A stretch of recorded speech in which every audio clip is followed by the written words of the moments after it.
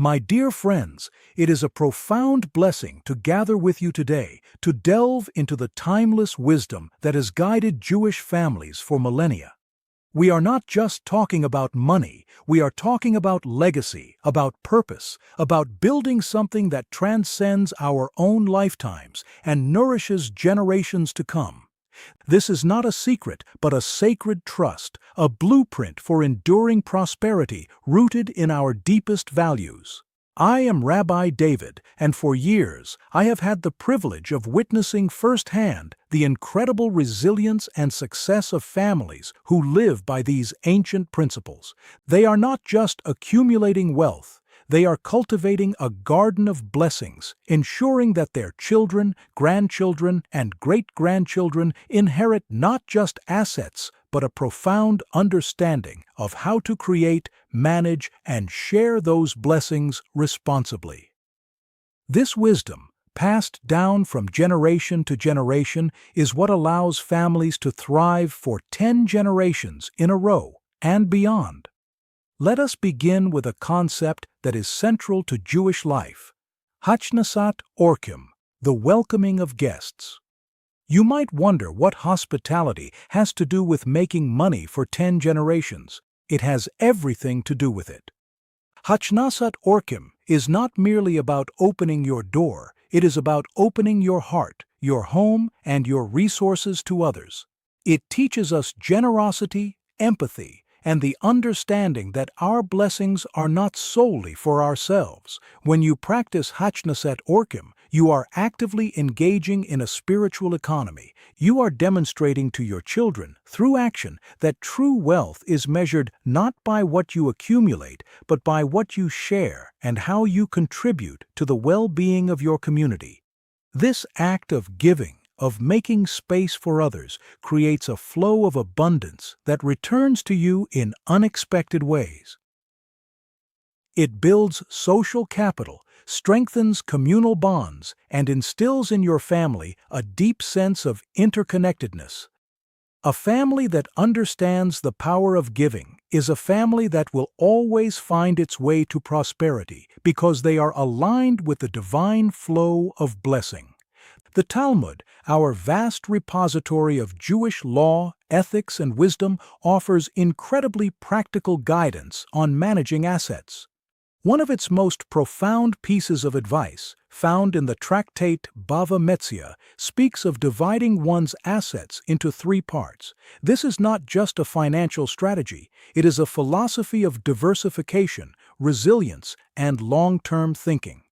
The Talmud advises that a person should divide their wealth into 3 equal portions: 1/3 in land, 1/3 in merchandise, and 1/3 ready at hand. Let us unpack this ancient wisdom and see its profound relevance for today. The first third, in land, represents stability and long-term growth. Land, throughout history, has been a foundational asset. It is tangible, it provides a sense of permanence, and it often appreciates over time. In modern terms, this could mean real estate, whether it is your family home, investment properties, or even agricultural land. It is about having a solid, immovable base that can weather economic storms. It teaches patience, foresight, and the understanding that true wealth is not fleeting. It is about building roots, not just branches. When you invest in land, you are investing in the future, in a physical asset that can be passed down, providing security and opportunity for generations. The second third, in merchandise, represents active engagement in commerce and the potential for profit. This is about business, about trade, about creating value through enterprise. In ancient times, it meant goods to be bought and sold. Today, it encompasses investments in businesses, stocks, entrepreneurial ventures, or even your own professional skills and services. It is the dynamic part of your portfolio, the engine of growth. It teaches innovation, risk management, and the importance of contributing to the marketplace. It is about understanding supply and demand, about creating products or services that meet needs, and about the ethical pursuit of profit. This portion of wealth is not passive. It requires active management, learning, and adaptation. It is where you apply your intellect and your energy to multiply your resources. The final third, ready at hand, represents liquidity and immediate access. This is your cash, your savings, your emergency fund. It is the portion that allows you to seize opportunities, to respond to unforeseen challenges, and to maintain peace of mind. It is about having enough liquid assets to cover your needs, to make quick decisions, and to avoid being forced into unfavorable situations. It teaches prudence, discipline, and the importance of financial readiness. It is the buffer that protects your land and merchandise investments from needing to be liquidated prematurely. This ready cash allows you to live with dignity, to give tzedakah generously, and to pursue your passions without constant financial anxiety. It is the foundation of financial freedom. This three-part division is not just a rigid rule, it is a mindset. It is a framework for thinking about your financial life in a balanced, strategic way. It is about avoiding the pitfalls of putting all your eggs in one basket and about ensuring that your family's financial well-being is robust and diversified. This Talmudic wisdom, thousands of years old, is as relevant today as it ever was, guiding families to build wealth that is stable, dynamic, and accessible. Now let us turn to the crucial task of teaching children about money. This is not a conversation that should be delayed until adulthood. It begins in childhood, woven into the fabric of daily life. The Jewish tradition emphasizes education above all else, and financial education is no exception. It is not about making your children obsessed with money, but about empowering them with the knowledge and values to be responsible stewards of their resources. One of the most effective ways to teach children about money is through practical experience. Give them an allowance, not just as a handout, but as a tool for learning. Teach them to divide their allowance into categories: for spending, for saving, and for tzedakah. This simple act introduces them to budgeting, delayed gratification, and the joy of giving. When they want a toy, encourage them to save for it. When they see a cause they care about, guide them in contributing a portion of their own money. These early lessons are far more impactful than any lecture. Involve your children in family financial discussions at an age-appropriate level. Talk about the family budget, about financial goals, about the decisions you make regarding investments or purchases. Explain why you work, not just to earn money, but to provide for the family, to contribute to society, and to fulfill your purpose. Demystify money, making it a tool rather than a taboo subject. When children understand the effort and thought that goes into managing family finances, they develop a greater appreciation and a stronger sense of responsibility. Teach them the value of work. Whether it is chores around the house, a summer job, or helping with a family business, instilling a strong work ethic is paramount. They need to understand that money is earned through effort, skill, and dedication. This understanding fosters independence, self-reliance, and a sense of accomplishment. It connects their labor directly to the resources they acquire, creating a healthy respect for both. Emphasize the difference between needs and wants. In a consumer-driven society, it is easy for children to confuse the two. Help them discern what is truly essential from what is merely desired.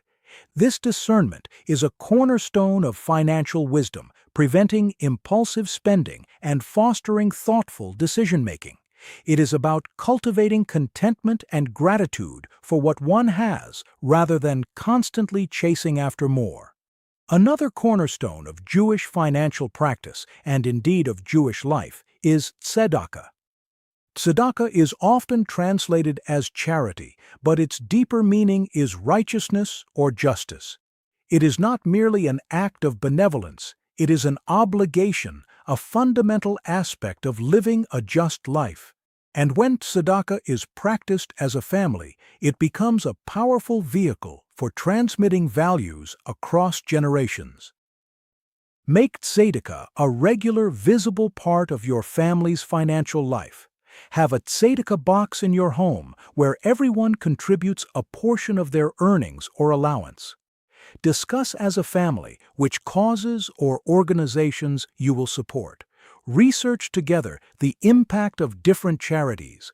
This process teaches children about social responsibility, about compassion, and about the power of collective action to make a difference in the world.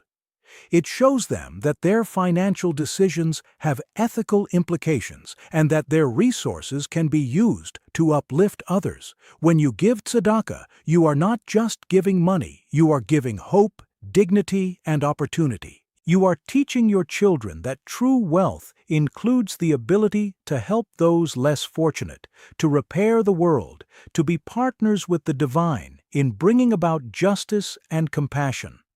This practice instills a deep sense of purpose and meaning in their financial lives, far beyond mere accumulation. It teaches them that their success is intertwined with the success of the broader community, and that true blessing comes from being a conduit for good. The Shabbat table, that sacred space of family gathering, spiritual reflection, and communal connection, is also an unparalleled classroom for financial education. It is here, amidst the flickering candlelight, the aroma of challah, and the warmth of family, that many of life's most important lessons are implicitly and explicitly taught. On Shabbat, we pause from the relentless pursuit of material gain. We disconnect from the demands of the marketplace and reconnect with our spiritual core, with our family, and with our community. This act of pausing, of refraining from commerce, teaches a profound lesson about priorities. It demonstrates that there is more to life than work and money, and that true richness lies in relationships, in spiritual growth, and in moments of shared joy. This lesson in itself is a powerful antidote to materialism and an anchor for financial well-being. At the Shabbat table, stories are told, Torah portions are discussed, and values are reinforced. This is the perfect setting to discuss the week's events, including financial decisions or challenges, in a thoughtful and reflective manner. You can share stories of how your family has overcome financial difficulties, or how you have used your resources to help others. You can discuss the ethical dilemmas presented in the Torah portion that relate to business, honesty, or generosity. These conversations, held in a sacred and loving environment, shape your children's understanding of money in a way that no formal lesson ever could. The Shabbat table is also where children observe their parents, modeling responsible financial behavior and values. They see the joy in giving tzedakah, the contentment in living within one's means, and the peace that comes from a balanced approach to life. They absorb the unspoken lessons of gratitude, moderation, and the importance of family over possessions. These observations become deeply ingrained, forming the bedrock of their own financial character. Furthermore, the Shabbat table fosters a sense of unity and shared purpose within the family. When everyone contributes to the preparation, when everyone shares in the meal, and when everyone participates in the discussions, it reinforces the idea that the family is a collective unit, working together for mutual well-being. This sense of collective responsibility extends to financial matters, teaching children that family resources are a shared trust to be managed wisely for the benefit of all.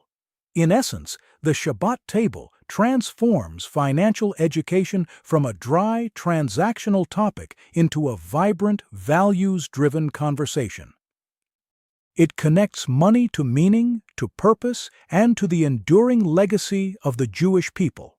It is here that children learn that wealth is not an end in itself, but a means to live a life of blessing, to support family, to contribute to community, and to fulfill their divine potential. So, how do Jewish families make money for 10 generations in a row?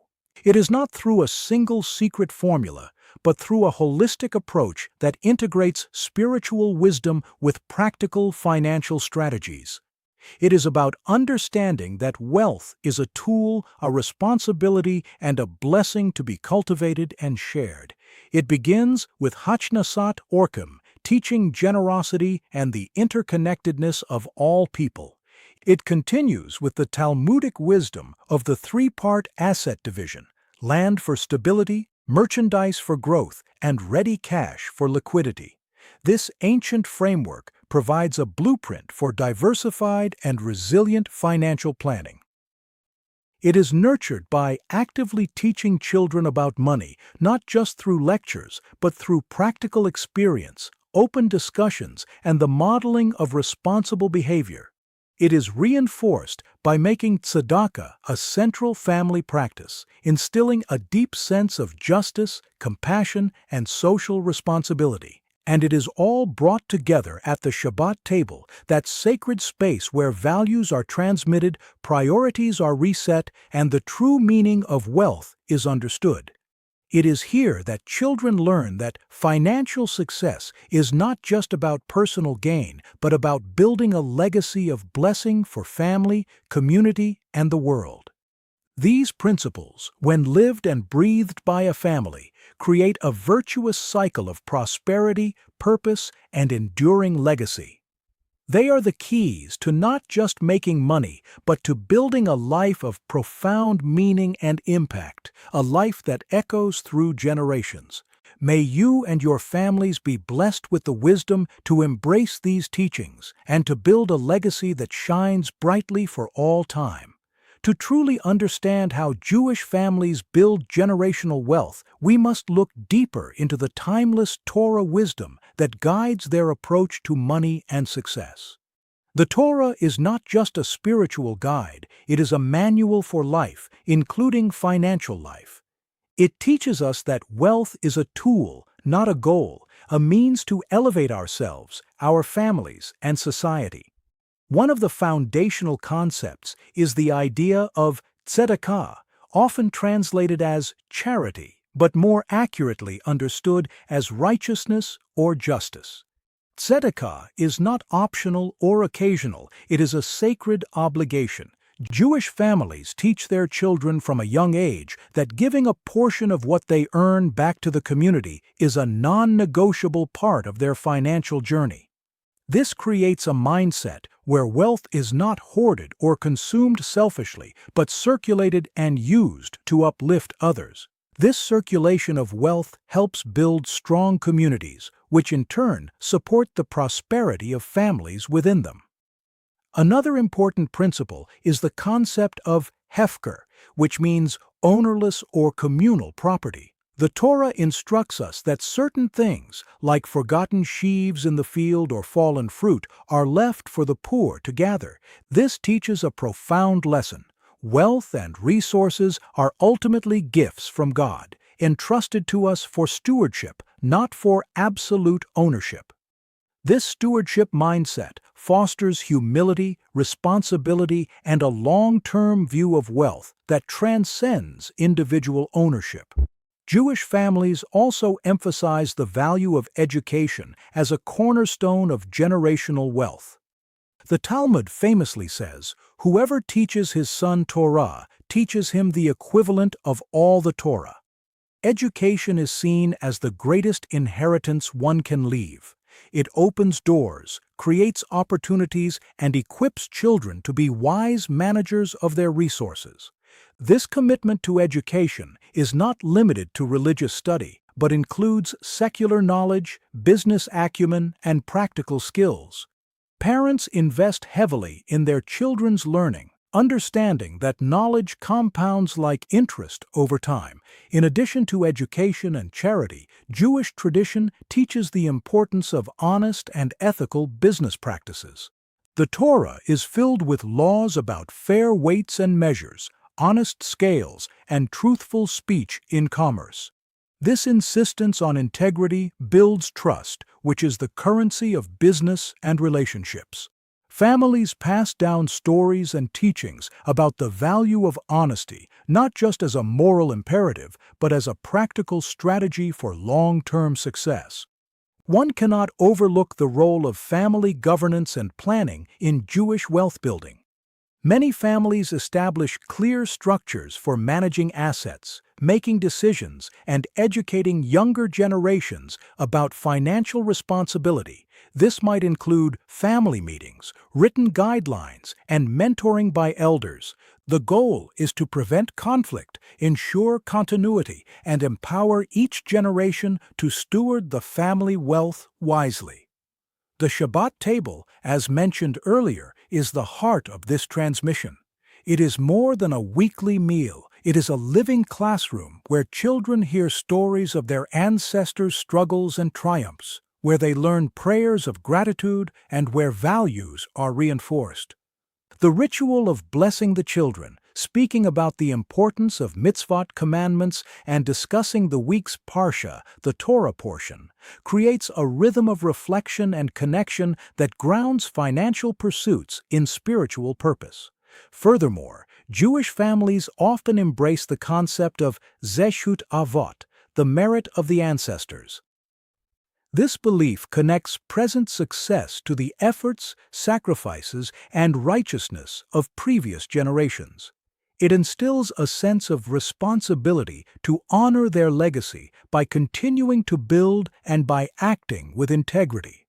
This connection to history encourages patience and perseverance, recognizing that wealth is often the fruit of many years and many hands. Another key element is the practice of maser, or tithing. Traditionally, this meant giving 10% of one's income to charity.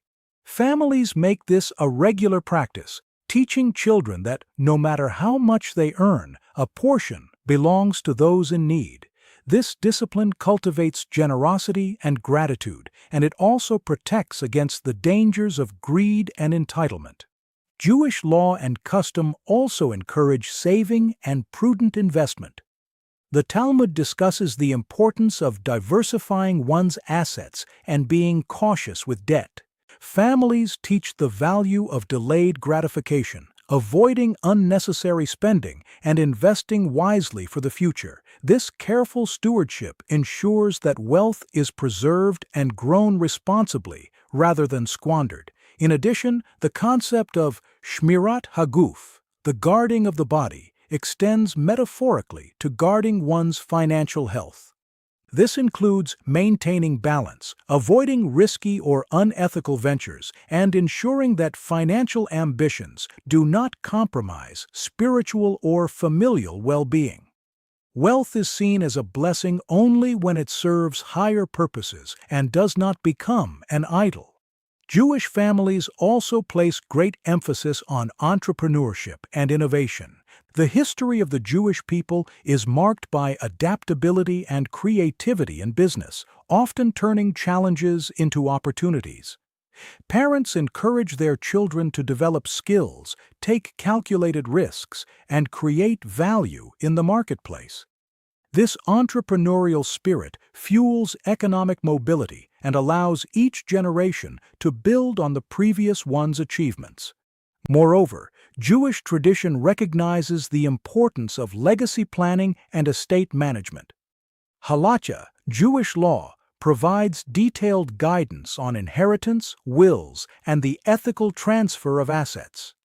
Families often engage in thoughtful conversations about how to pass down wealth in a way that supports family harmony and fulfills spiritual obligations. This planning prevents disputes and ensures that wealth continues to serve its intended purpose. One cannot ignore the social dimension of Jewish wealth building. Families understand that individual success is linked to communal strength. They actively participate in community institutions, support schools, synagogues, and charitable organizations. This network creates a support system that nurtures business opportunities, social capital, and a shared sense of purpose. The community becomes a multiplier of wealth, both material and spiritual. Another profound teaching is the value of humility and gratitude. The Mishnah teaches that one who is wealthy and is thankful is considered righteous. Gratitude shifts the perspective from entitlement to appreciation, reminding each generation that wealth is ultimately a gift from God. This attitude fosters contentment and a desire to use resources wisely and generously. Jewish families also teach the importance of resilience and faith during financial challenges. The Torah is full of narratives where the righteous face hardship but persevere with trust in God. This teaches children that setbacks are temporary and that integrity and perseverance will ultimately lead to restoration and growth. This mindset helps families navigate economic cycles without losing sight of their values. In practice, many Jewish families establish charitable foundations or donor-advised funds that allow them to give strategically. Shalom.